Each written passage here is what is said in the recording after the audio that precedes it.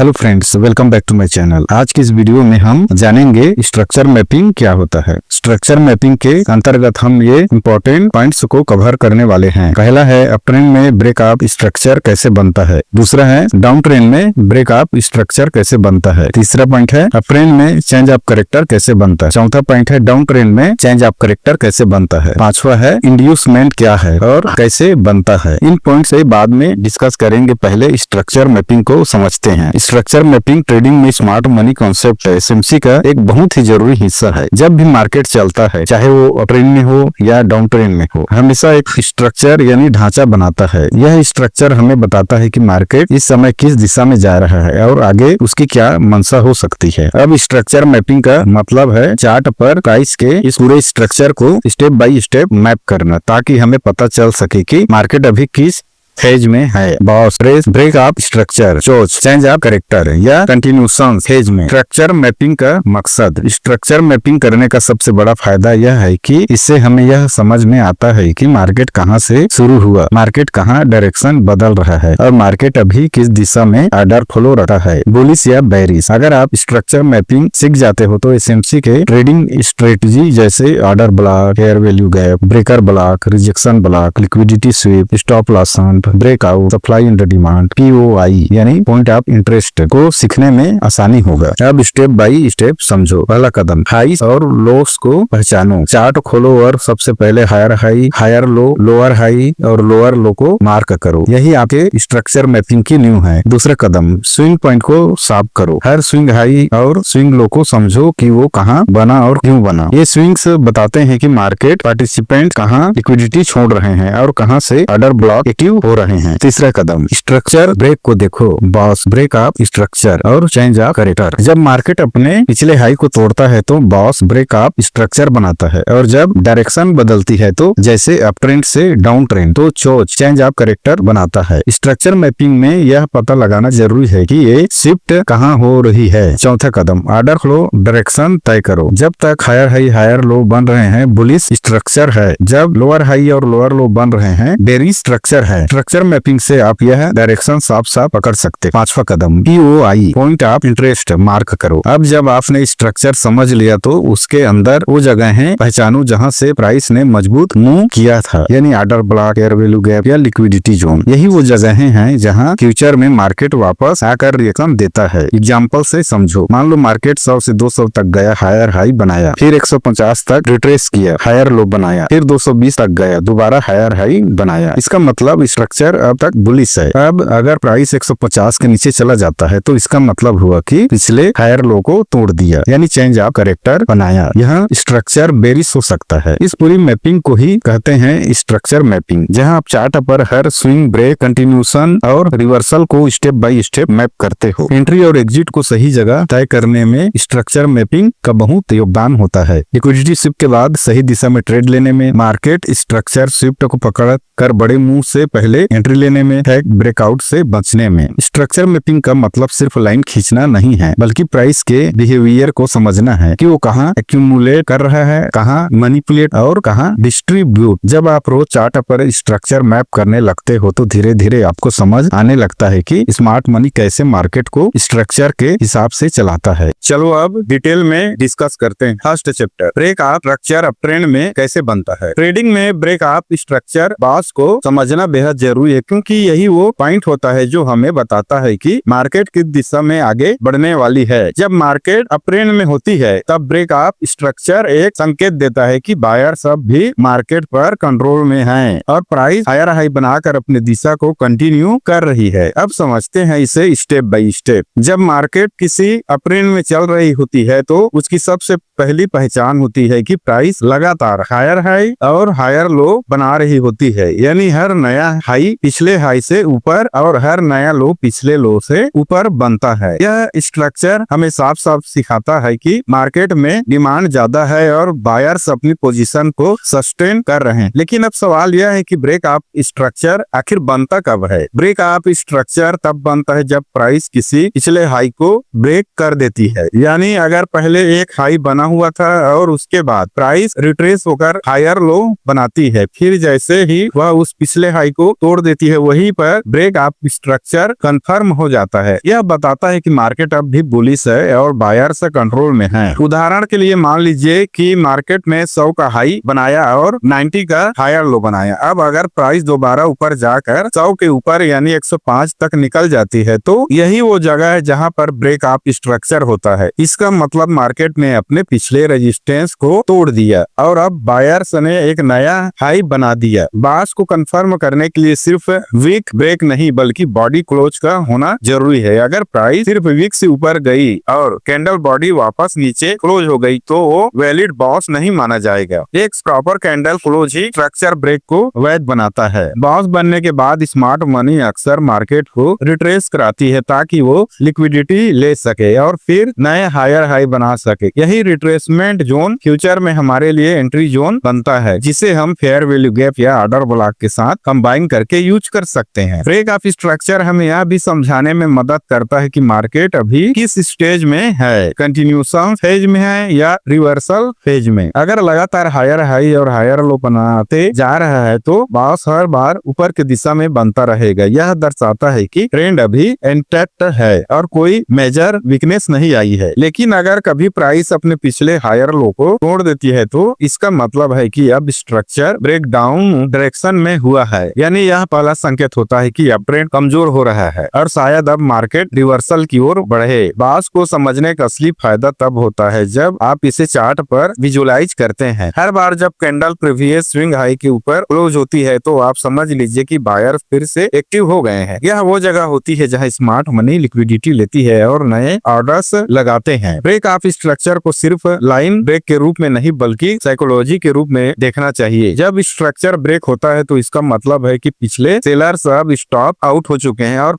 Buyers को नया control मिल गया है। इसी से मोमेंटम पैदा होता है और मार्केट आगे बढ़ती है। इसलिए अब ट्रेंड में ब्रेक अप स्ट्रक्चर हमेशा बुलिश सिग्नल माना जाता है। यह दर्शाता है कि मार्केट में डिमांड बढ़ रही है और आगे भी बाइंग मोमेंटम जारी रह सकता है। इस लॉजिक को समझकर आप ट्रेंड कंटिन्यूशन में एंट्रीज ले सकते हैं और रिवर्सल से बच सकते हैं। संक्षेप में, जब तक मार्केट हायर हाई और हायर लो बनाती है और हर बार कैंडल पिछले स्विंग हाई के ऊपर क्लोज होती है तब तक हर नया हाई एक नया ब्रेक अप स्ट्रक्चर कहलाता है। यह हमें बताता है कि मार्केट अभी भी बायर्स के कंट्रोल में है और ट्रेंड हेल्दी है। यही वजह है कि सक्सेसफुल ट्रेडर्स बॉस को अपने स्ट्रक्चर मैपिंग के सबसे पहले स्टेप के रूप में यूज करते हैं ताकि वो ट्रेंड डायरेक्शन के साथ ट्रेड ले सके और रिस्क को कम कर सके। हमारा दूसरा चैप्टर है break up structure down trend में कैसे बनता है। जब मार्केट डाउन ट्रेंड में होता है तो ब्रेक अप स्ट्रक्चर एक बहुत ही महत्वपूर्ण संकेत होता है जो हमें यह बताता है कि क्या ट्रेंड जारी रहेगा या ट्रेंड में बदलाव आने वाला है। अब इसे गहराई से समझते हैं। जब प्राइस लगातार लोअर हाई और लोअर लो बना रही होती है तो इसका मतलब है कि मार्केट एक साफ साफ डाउन ट्रेंड में है, यानी हर नई गिरावट पहले की तुलना में नीचे जाती है और हर छोटी सी रिट्रेसमेंट पहले के मुकाबले कम ऊपर तक जाती है। यही डाउन ट्रेंड की खूबी होती है। अब इसी बीच किसी मोमेंट पर ऐसा होता है कि प्राइस नीचे गिरने के बाद एक नया लोअर लो बनाती है और फिर ऊपर की तरफ मूव करता है। अगर यह ऊपर की मूव इतनी मजबूत हो जाए कि वह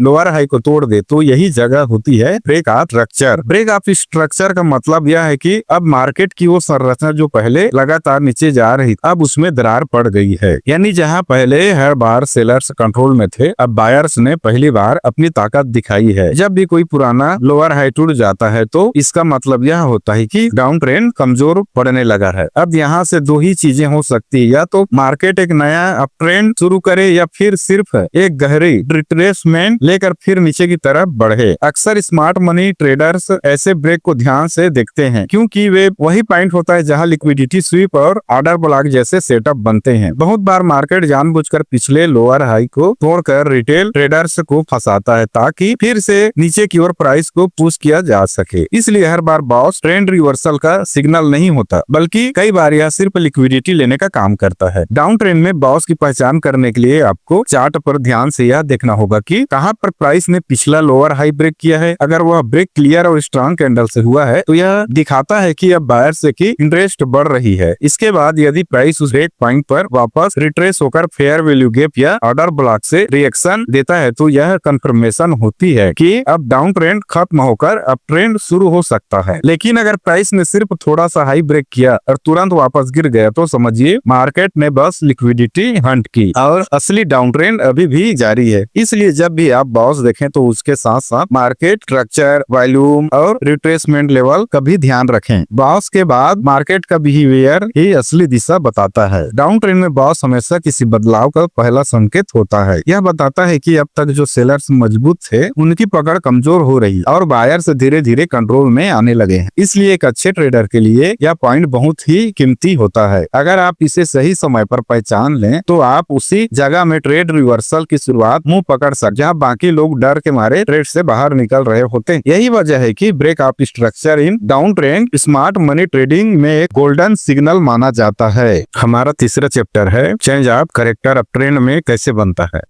चेंज ऑफ कैरेक्टर यानी चोज स्मार्ट मनी कॉन्सेप्ट का एक बहुत ही महत्वपूर्ण हिस्सा है। जब भी मार्केट किसी ट्रेंड को बदलने की तैयारी में होता है तब सबसे पहले चोज ही बनता है।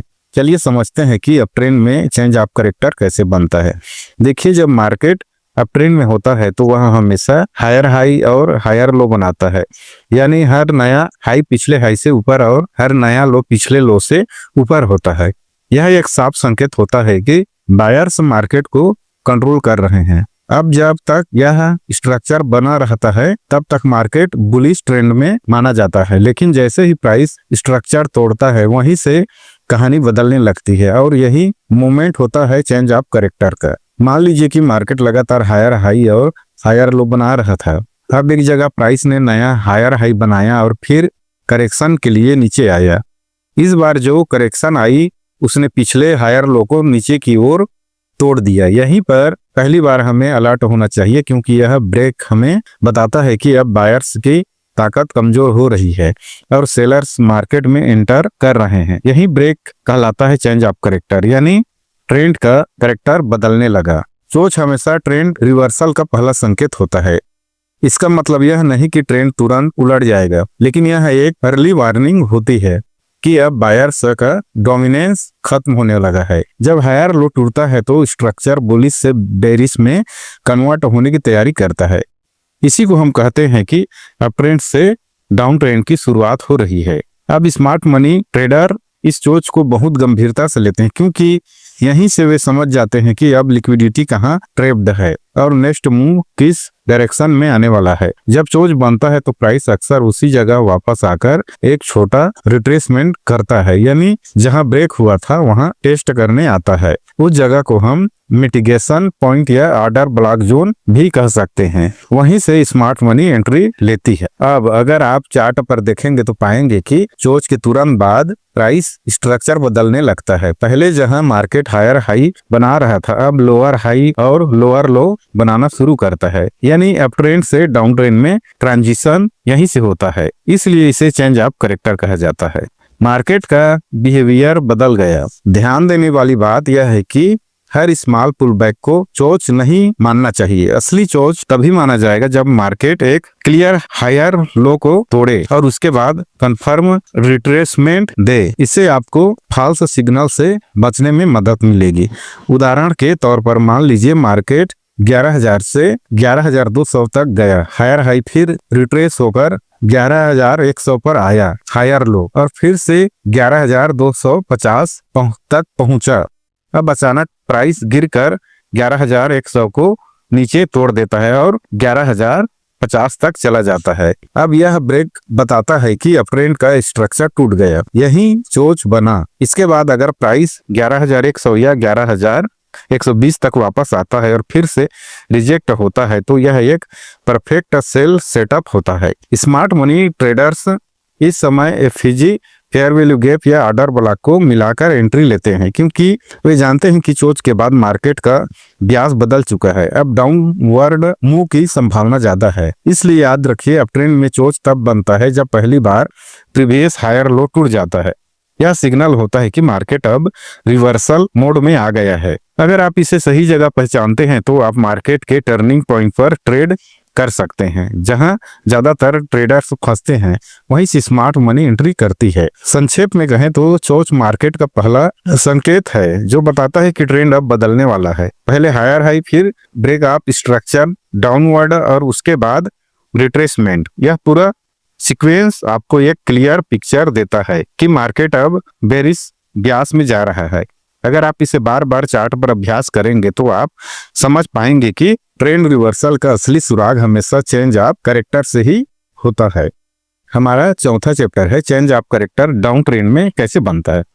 जब मार्केट डाउन ट्रेंड में होता है तो हर बार प्राइस नीचे की तरफ लोअर लो लोअर हाई बनाते हुए चलता है, यानी कि हर नया लो पिछले लो से नीचे होता है और हर नया हाई पिछले हाई से नीचे होता है।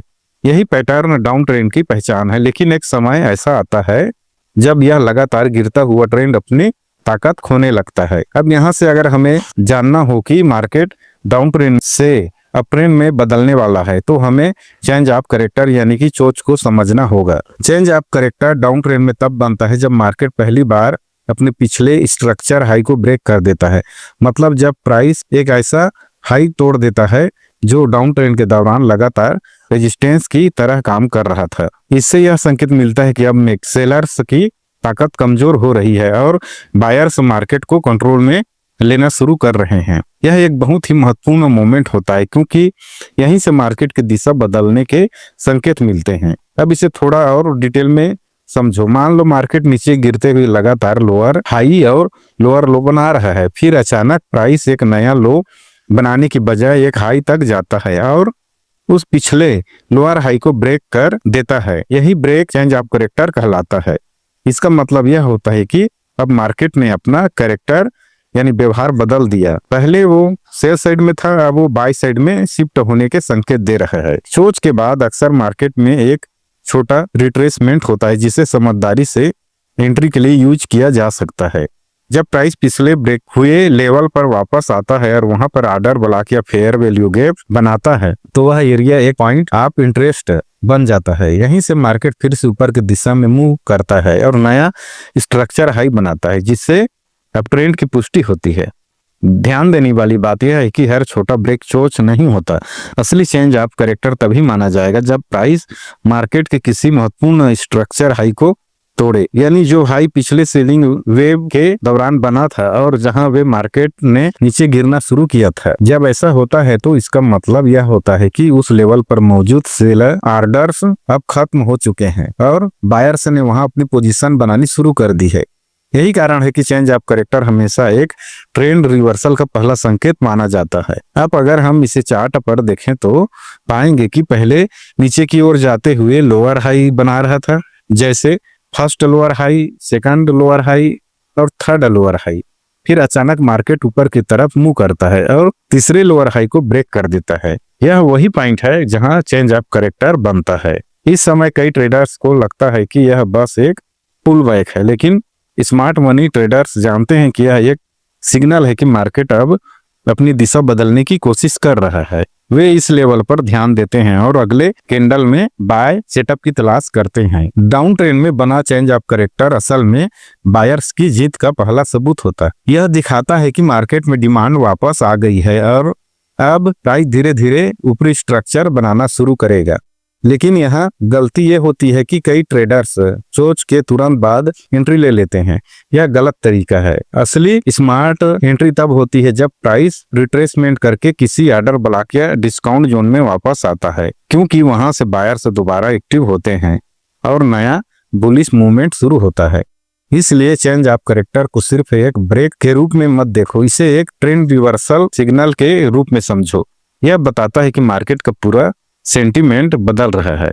अब जहां पहले सेलर्स मार्केट को कंट्रोल कर रहे थे, अब वही कंट्रोल धीरे धीरे बायर्स के हाथ में जा रहा है। सारांश में डाउन ट्रेंड में चेंज ऑफ कैरेक्टर तब बनता है जब मार्केट अपने पिछले लोअर हाई को ब्रेक कर देता है, जिससे संकेत मिलता है कि ट्रेंड अब नीचे से ऊपर की ओर शिफ्ट होने वाला है। यही वह क्षण होता है जो हर स्मार्ट ट्रेडर को ध्यान से पहचानना चाहिए, क्योंकि यहीं से नए अपट्रेंड की नींव रखी जाती है। हमारा 5वां चैप्टर है इंड्यूसमेंट। स्ट्रक्चर मैपिंग में इंड्यूसमेंट का महत्वपूर्ण स्थान है। चलो डिटेल्स में समझते हैं। स्मार्ट मनी कॉन्सेप्ट में इंड्यूसमेंट एक बहुत ही चालाकी भरा ट्रैप होता है जिसे मार्केट में बड़ी संस्थाएं यानी स्मार्ट मनी जानबूझकर बनाती हैं ताकि रिटेल ट्रेडर्स को गलत दिशा में फंसाया जा सके। इसका मतलब होता है लुभाना या फुसलाना।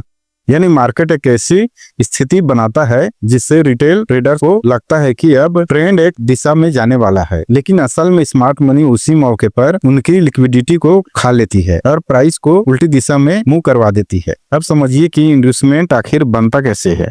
मान लीजिए मार्केट किसी सपोर्ट या रेजिस्टेंस के पास बार बार रुक रहा है। रिटेल ट्रेडर्स को लगता है कि ये एक मजबूत लेवल है और जैसे ही प्राइस वहां पहुंचती है वो बाय या सेल की पोजीशन ले लेते हैं।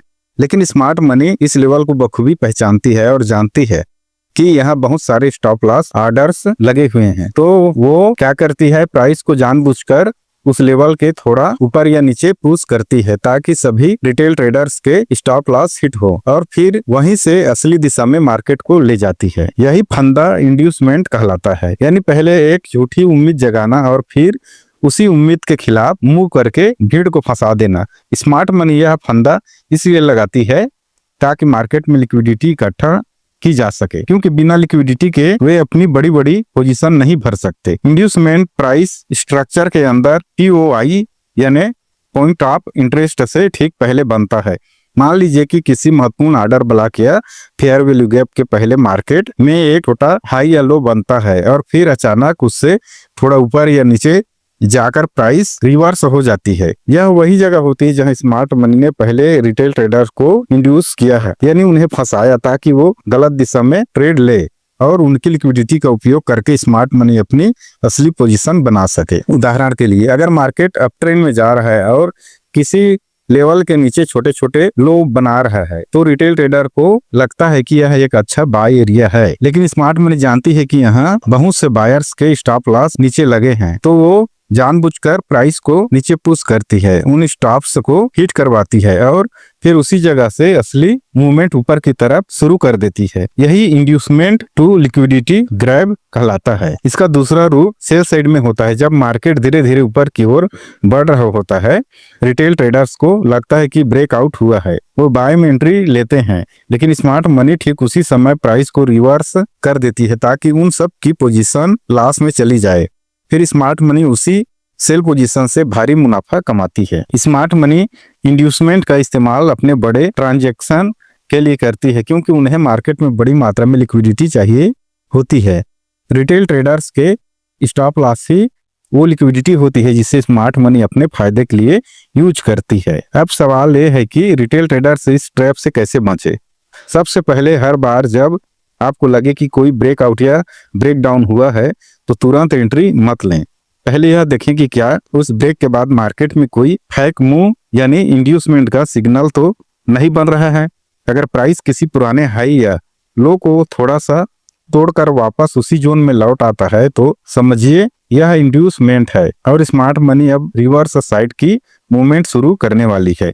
दूसरा, हमेशा ध्यान दें कि असली मूव अक्सर POI से ही शुरू होती है, यानी किसी पुराने ऑर्डर ब्लॉक या फेयर वैल्यू गैप के पास से। इसलिए अगर इंड्यूसमेंट उसके पहले बन रहा है तो वह बस एक ट्रैप है, असली एंट्री नहीं है। तीसरा, रिटेल ट्रेडर्स को अपनी एंट्री हमेशा कंफर्मेशन के साथ करनी चाहिए, जैसे कि चोच, चेंज ऑफ कैरेक्टर या ब्रेक ऑफ स्ट्रक्चर के बाद, ताकि फेक मूवमेंट से बच सके। अंत में समझिए इंड्यूसमेंट मार्केट की सबसे बड़ी मनोवैज्ञानिक चाल है। यह आपके डर और लालच दोनों को एक साथ इस्तेमाल करता है। जब आपको लगता है कि अब मौका निकल जाएगा तभी मार्केट आपको फंसाता है, और जब आप डर कर बाहर निकलते हैं तभी वही मार्केट असली दिशा में मूव करता है। इसलिए स्मार्ट मनी कॉन्सेप्ट में इंड्यूसमेंट को समझना सबसे जरूरी है, क्योंकि यह मार्केट के हर बड़े मूव से पहले दिखाई देता है। अगर आप इसे पहचानना सीख गए तो आप रिटेल की भीड़ से अलग सोच पाएंगे और उसी दिशा में ट्रेड करेंगे जिस दिशा में असली स्मार्ट मनी ट्रेड कर रही है। यही असली ट्रेडिंग का आर्ट है। तो फ्रेंड्स, आज के वीडियो में बस इतना ही। वीडियो को लाइक और चैनल को सब्सक्राइब अवश्य करें ताकि हम ऐसे ही इम्पोर्टेंट जानकारी लेकर आते रहें।